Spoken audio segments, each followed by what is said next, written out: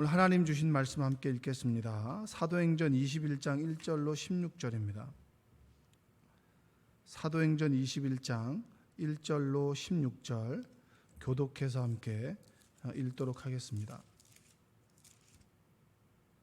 우리가 그들을 작별하고 배를 타고 바로고스로 가서 이튿날 로도에 이르러 거기서부터 바다라로 가서 구브로를 바라보고 이를 왼편에 두고 수리아로 항해하여 두로에서 상륙하니 거기서 배의 짐을 풀려 함이러라.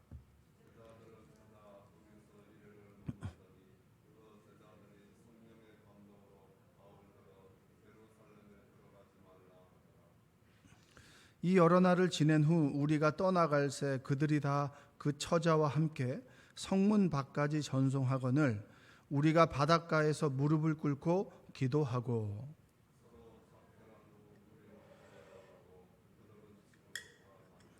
두로를 떠나 항해를 다 마치고 돌레마에 이르러 형제들에게 안부를 묻고 그들과 함께 하루를 있다가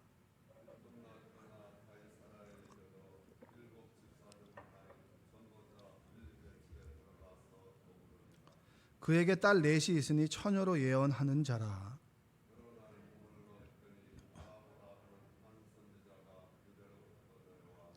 우리에게 와서 바울의 띠를 가져다가 자기 수족을 잡아매고 말하기를 성령이 말씀하시되 예루살렘에서 유대인들이 이같이 이 띠 임자를 결박하여 이방인의 손에 넘겨주리라 하거늘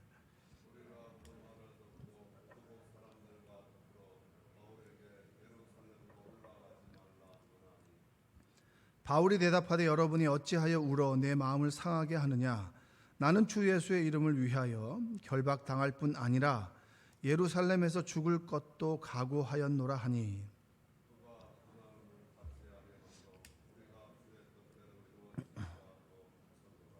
이 여러 날 후에 여장을 꾸려 예루살렘으로 올라갈새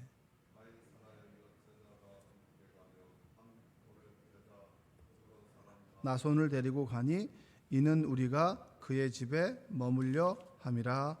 아멘. 자, 오늘도 하나님의 은혜가 여러분의 삶 가운데 함께하기를 주님의 이름으로 축복합니다. 이제 실시간으로 새벽 예배하고 모든 예배가 이제 송출이 됐는데 주변에 많이 권면해 주시고 그리고 오프라인이든 온라인이든지 간에 예배를 통해서 여러분의 영적인 그런 충만한 은혜가 있길 바랍니다. 3차 전도 여행을 이제 마치고 예루살렘으로 돌아가는 여정입니다. 예루살렘으로 돌아가는 여정. 지중해를 사이에 두고 그러니까 예루살렘이 이제 우측에 있죠. 해안가. 예루살렘이 여기 있으면 오늘 도착한 곳이 두로라고 하는 곳입니다. 두로라고 하는 곳에서 바로 이제 육지로 내려오면 예루살렘이 있는 곳입니다. 거기 상륙해서 그의 제자들을 다시 좀 만나게 됩니다. 이제 바울이 이제 제자들을 이제 만나게 되는데 거기에서 보면 성령께서 바울에게 끊임없이 어려움이 있을 것이다 이런 얘기를 바울에게도 기도 가운데 말씀해 주시고 또 기도하는 제자들을 통해서 어려움이 있을 것이다라고 하는 것을 반복적으로 이렇게 말씀해 주십니다. 그럼에도 불구하고 왜 바울은 예루살렘으로 갈 수밖에 없을까? 이것은 복음 전파를 하기 위해서입니다. 복음 전파. 여러분들은 이제 고향들이 다 다르시죠? 서울에 계신 사람들이 서울이 이제 토박이라고 하면 서울 외에 다른 지역에서 온 사람들을 그냥 이방인이라고 해봅시다. 그럼 문화도 다르고 살아온 환경도 다르고 나이도 다르고 생각도 다릅니다. 제가 분명히 A라고 하는 말씀을 전해도 어떤 사람들은 A를 A로 받아들이지만 어떤 사람들은 A를 삐딱하게 봐서 C로 받아들이는 사람도 있고 어떤 사람들은 A를 넘어서 A를 소화해서 B로까지 승화해서 이렇게 자기 삶에 적용하는 사람들도 있습니다. 바울이 전도 여행을 하면서 가장 힘들었던 것 중에 하나는 뭐냐면 이방인들에게는 이방인들에 맞게 예수 그리스도의 십자가의 복음을 전함으로 인해서 그들이 유대교적인 어떤 율법을 가지고 있지 않아도 예를 들면 여러분 중에서는 모태신앙 계세요? 모태신앙? 모태신앙 계시잖아요. 그렇죠? 황정순 집사님 모태신앙이죠. 네? 네. 모태신앙이란 말이에요. 모태신앙에서 어렸을 때부터 십자가를 물고 나오잖아요. 그렇죠?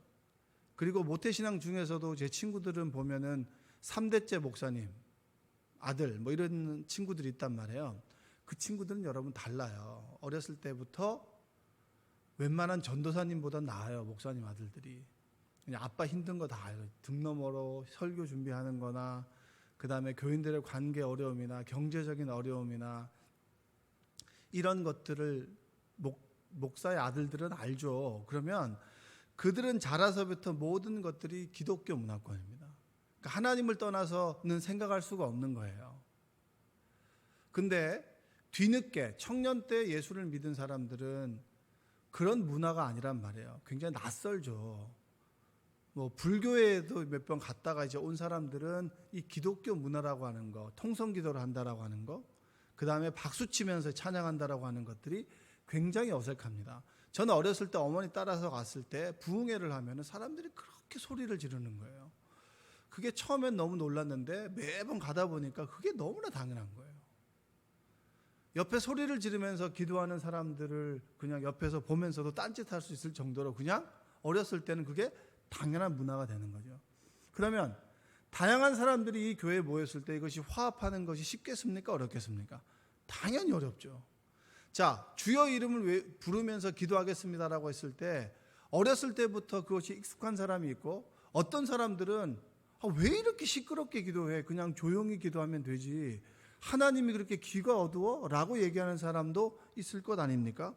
그랬을 때 바울의 사명은 뭐냐면 율법을 가지고 있었던 유대인 공동체, 어려서부터 십자가를 물고 나온 사람들, 그리고 뒤늦게 다른 문화 속에서 믿었던 사람들이 이곳에 이주해서 하나의 생명나무 교회를 이루어갈 때 그들이 가지고 있는 생각의 차이, 그리고 문화의 차이, 나이 차이, 성별의 차이, 지식의 차이, 이런 것들에 대한 화합을 무엇으로 이룰 수 있겠느냐? 여러분과 저와의 공통점이 뭡니까? 여러분과 저와의 공통점은 찾아보면 있겠지만 별로 없습니다. 나이도 다를 테고 생각도 다르고요. 자라온 경험도 다릅니다.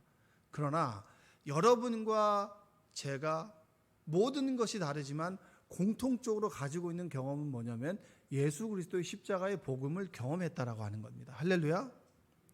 여러분이 저의 설교를 왜 듣나요? 여러분이 저의 설교를 듣는 것은 예수 그리스도의 십자가의 복음 때문입니다. 제가 예수 그리스도의 십자가를 복음을 경험했고 그리고 예수 그리스도의 죽으심을 나도 경험하고 그분의 부활을 내가 경험했기에 그래서 내가 신학교를 졸업하고 목사의 과정을 거치고 그리고 설교자로 여기 서 있기 때문에 여러분들이 저의 설교를 듣는 것입니다. 삶의 경험으로 이야기하고 기도의 양으로 본다면 여러분들이 저보다 많은 사람들도 있을 거예요. 그럼에도 불구하고 제가 이 자리에서 하나님 말씀을 전했을 때 내가 하는 말이 인간적인 박근진의 말이 아니라 하나님의 말씀이라고 듣는 것은 예수 그리스도의 십자가의 죽으심과 부활과 그리고 그분의 내가 그분을 주라고 고백하는 신앙의 고백에 있는 것입니다. 할렐루야. 그래서 바울이 끊임없이 네가 가면 역경이 있을 것이고 결방을 당할 것이다 라고 함에도 불구하고 예루살렘에 가야 되는 것은 뭐냐면 하나님께서 바울에게 주셨던 사명입니다. 뭐라고요? 여러분에게도 사명이 있으시죠? 그 사명이 여러분을 이곳에 오게 하고 그 사명이 여러분을 이 자리에 앉아있게 하고 하나님의 이름을 부른다라고 하는 겁니다. 바울이 경험하건대 자신은 유대인이지만 로마의 시민권을 가지고 있어요. 그런데 하나님은 차별이 없다라고 하는 것을 그는 깨달았어요. 율법이 없다고 해서 구원이 없고 그리고 어렸을 때부터 하나님을 몰랐다고 해서 그는 구원받을 자격이 없다. 그건 아니라고 하는 거예요. 로마서 3장 22절에 보면 곧 예수 그리스도를 믿음으로 말미암아 모든 믿는 자에게 미치는 하나님의 의인이 차별이 없느니라. 한번 따라서 해볼까요? 차별이 없느니라. 여러분, 하나님은 차별이 없어요. 하나님은 동일하게 사랑합니다. 그런데 일찍 주님을 만난 사람들은 하나님의 사랑의 크기가 다르죠. 하나님을 제대로 만난 사람들은요, 하나님의 크기가 달라요. 크기가 다르다는 얘기는 뭔지 아세요? 삶을 살아갈 때 안정감이 다르다라고 하는 얘기입니다. 어떤 사람들은 역경에 있을 때 하나님을 이만큼 만났기 때문에 그 역경보다 하나님이 크시기에 그 어려움 속에서도 안정감을 가질 수 있고요. 어떤 분은 하나님과의 만남이 좁아요. 하나님을 이 정도밖에 알지 못해요. 삶의 문제가 이만큼이에요. 그러면 어떻게 되죠? 흔들리죠. 흔들리면서 주님의 이름을 부르면서 그 하나님을 넓혀가는 것 아니겠습니까? 하나님은 차별이 없으십니다. 성경의 일관된 메시지가 바로 하나님은 차별이 없으세요. 그래서 새벽 일찍 온 사람과 오후 5시에 온 사람에게 똑같이 품삯을 주시죠. 근데 그 품삯을 받아들이는 품의 크기가 우리가 다른 것이지 하나님은 사랑의 크기는 동일하다라고 하는 겁니다.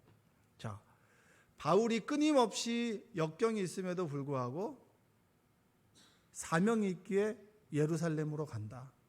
예루살렘으로 가는 이유는 뭐냐면 이방인에게 전하는 복음과 유대인에게 있는 복음이 동일하고, 또한 오순절이 되기 전에 예루살렘으로 가서 이방인들에게 복음을 전했을 때 하나님은 이렇게 역사하셨습니다. 하나님과 그리고 이방인들, 하나님과 유대인들, 하나님은 동일하게 사랑하십니다. 이 말씀을 전하고 싶었습니다. 그래서 사도들이 이방인에 대해서 좀 전향적인 시각을 가질 수 있도록 그 사명을 가지기 위해서 바울은 끊임없이 예루살렘으로 가요. 근데 오늘 본문에서 좀 여러분들이 중요한 인사이트를 주는 사건이 있습니다. 여러분들이 뭐 이런 경험을 해보셨을지도 모르겠지만 이 가이사랴라고 하는 곳에 도착했을 때 빌립의 집에 바울이 일행이 이제 머무르게 됩니다. 누구 집에 머무른다고요? 빌립. 제가 이걸 물어보는 건 졸지 말라고 하는 거예요. 누구의 집에 머무른다고요? 잘 들으세요, 여러분. 빌립의 집에 머무르게 되는데 그 빌립에게는 4딸이 있습니다. 그 4딸을 설명하기로 예언을 하는 사람이라고 해요. 하나님 말씀을 좀 전할 줄 아는 사람.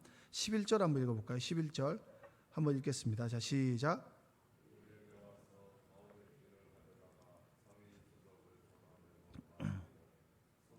말씀하시되 예루살렘에서 유대인들이 이같이 이띠 임자를 결박하여 이방인의 손에 넘겨주리라 하거늘. 자, 여기 왔는데 또 동일하게 빌립의 집에 4명의 딸이 있는데 예언하는 사람인데 그 사람이 예언한 것이 아니라 아가보라고 하는 그 선지자를 만나게 됩니다. 그 아가보라고 하는 선지자가 이 얘기를 하는 거예요. 뭔 얘기를 하냐면 예루살렘에서 유대인들이 너를 수족을 잡아매고 그리고 띠를 띄워서 이방인에게 넘겨주겠다. 이방인은 누굽니까? 로마죠, 로마. 로마에 어떻게 보면은 재판을 받게끔 유대인들에게 누명을 쓰고 포박을 당해서 재판에 넘겨질 것이다. 이 말은 네가 그렇게 고생하게 될 것이다라고 하는 것을 다시 예언하게 됩니다. 그러면 우리가 아까 반복해서 19장부터 해서 20장까지 계속 반복되는 것은 뭐냐면 제자들은 가지 말라는 거예요.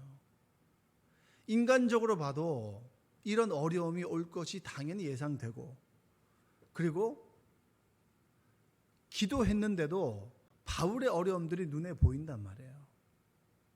그럼 제가 여러분에게 질문을 한번 해볼게요. 여러분 스스로 하지 말고 여러분의 자녀들이 만약에 어떤 A라고 하는 곳을 가면 분명히 기도를 해봤는데도 어려움이 생길 것 같고, 그 다음에 육안으로 우리가 상식적으로 생각해봐도 여러 가지 인과관계에 의해서 어려움을 당할 것 같단 말이에요. 그러면 여러분들은 아들에게 그곳을 가라고 하겠습니까? 가지 말라고 하겠습니까? 가지 말라고 하시죠. 당연히 가지 말라고 하죠. 고생하는 아들을 위해서 거기 고생하라고 가는 그런 부모가 누가 있겠습니까? 물론 이제 아빠들은 그런 경우가 있어요. 아빠들은 그런 경우가, 엄마들은 군대를 안 갔으면 좋겠다라고 얘기하지만 아빠들은 그래도 네가 철들려면 군대를 갔다 와야지. 우리 아는 목사님 중에 아들 한 명 요즘에는 보이스카웃이라고 그러는데 그 아들은 보이스카웃은 아니에요. 우리나라 제일 빡센 부대를 간 것 같아요. 특전사하고 이제 대항군으로부터도 특전사를 잡아먹는 그런 최근에 생긴 대항군 부대가 있어요. 대항군 부대. 대항군 부대들은 3일 동안 산에서 자고 그래요. 비를 맞고 자고 이러거든요. 왜냐하면 북한군의 역할을 해야 되기 때문에 얼마나 빡세겠어요.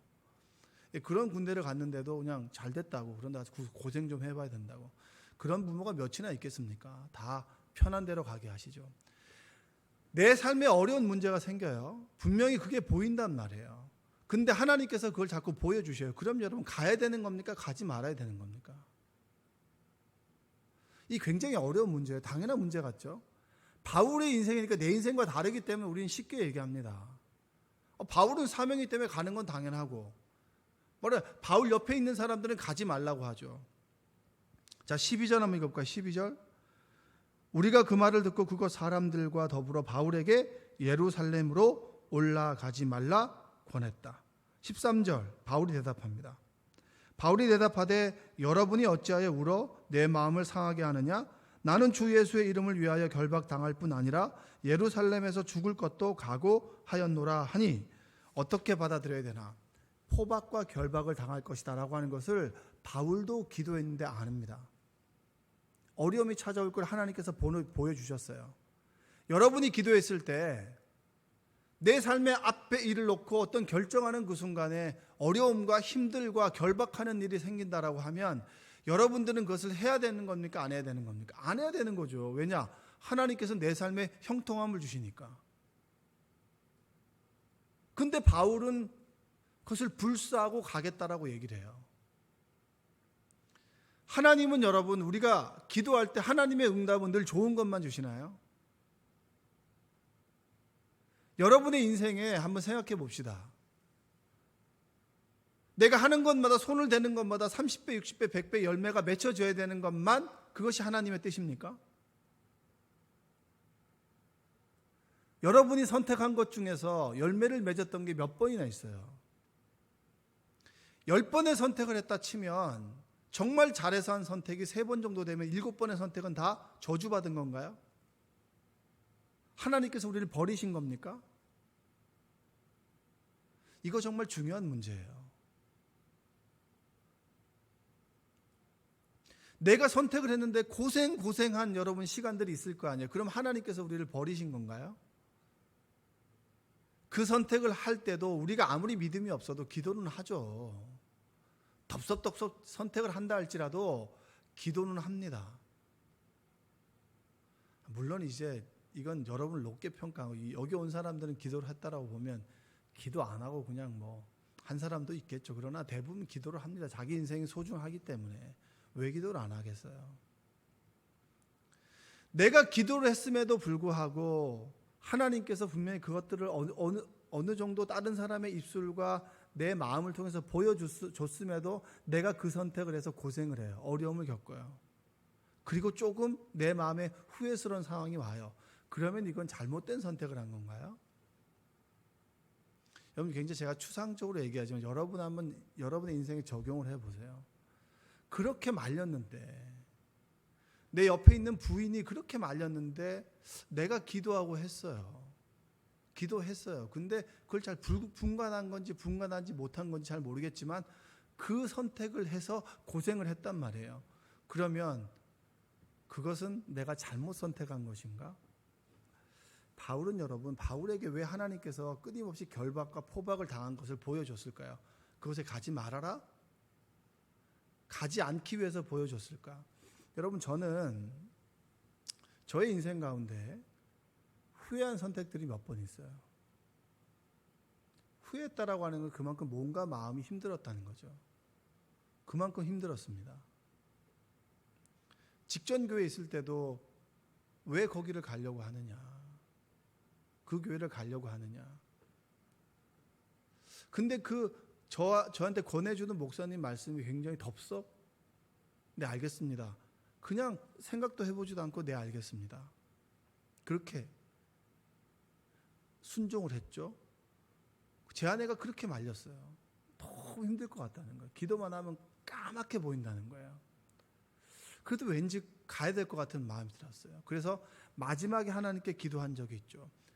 하나님, 만약 이 길이 아니라면 분명히 이 결과가 이렇게 나타나게 해주십시오라고 마지막으로 내가 안 가려고 선택을 해서, 그리고 선배 목사님 만났는데 그 결과가 내가 원한 결과가 아니어서 가게 됐습니다. 가는 그 순간부터 저에게는 혼란스러운 거예요.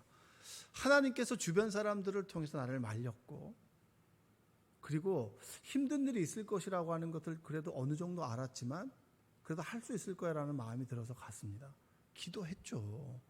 제 인생을 놓고 기도하지 않는 사람이 누가 있겠습니까? 기도했습니다. 근데 기도하는 부임하고 난 다음부터 굉장히 힘들었어요. 이 목회 환경 자체가 힘든 거죠. 그러면 저는 그때 기도가 안 나오더라고요. 왜냐하면 안 나온 이유는 한 가지였어요. 아, 내가 하나님 말씀을 듣지 않았구나. 바울이 예루살렘에 갔을 때 포박과 결박을 당했어요. 하나님께서 너에게 보여주셨잖아. 근데 네가 선택을 했잖아. 가지 말라고 했는데 왜 가서 포박과 결박을 당해? 누구를 원망해? 라고 바울은 스스로 이야기할 수 있습니다. 하나님께서 왜 보여주셨을까? 다른 사람에게 보여주셨다라고 하는 것은 가지 힘든 일이 있으니까 가지 마. 하나님은 늘 우리에게 옥토밭의 사명을 주셔 라고 생각한 사람은 말리겠죠. 그러나 우리 인생 가운데 여러분, 어떤 때는 가시밭길에 사명이 있을 수 있습니다. 어떤 시간에는 돌짝밭에 사명이 있을 수 있습니다. 어떤 시간에는 길가에 떨어진 씨앗 같은 밟히고 쪼아먹고, 그리고 돌짝밭에 있으면 해가 나면 타버리죠. 가시떨기는 자라지 못해요. 늘 우리를 가로막는 그런 사명의 시간들이 있어요. 그러면 돌짝밭, 가시밭길, 길가의 사명은 다 버린 시간입니까? 그렇지 않아요. 바울에게 끊임없이 포박과 결박이 있을 것이라고 끊임없이 기도 가운데 하나님께서 보여주셨던 환상과 계시와 말씀은 준비하라는 거예요. 뭐 하라고요? 준비하라는 거예요. 바울이 힘들고 어려웠을 때 하나님께서 사도행전 가운데 무슨 말씀을 주셨나요? 두려워하지 말아라. 내가 너와 함께 하겠다. 이 성 중에 내 백성이 많다. 너를 위해서 기도할 사람들이 많다. 네가 복음 전하는 그 길이 힘들고 어렵다. 그러나 내가 너와 함께 할 것이고 너를 위해서 기도할 사람들이 많을 것이다. 그러나 그럼에도 불구하고 너의 인생의 앞길은 포박과 결박이 있을 것이다 라고 하는 가시밭길에 사명을 주신 겁니다. 그렇다면 여러분, 바울의 선택이 옳은 겁니까? 옳은 겁니까? 옳은 거죠. 늘 여러분들은 편하고 좋은 길, KTX만 타고 가는 그 길을, 그게 하나님의 사명의 길입니까? 때로는 무궁화호를 타고 갈 수도 있는 거예요.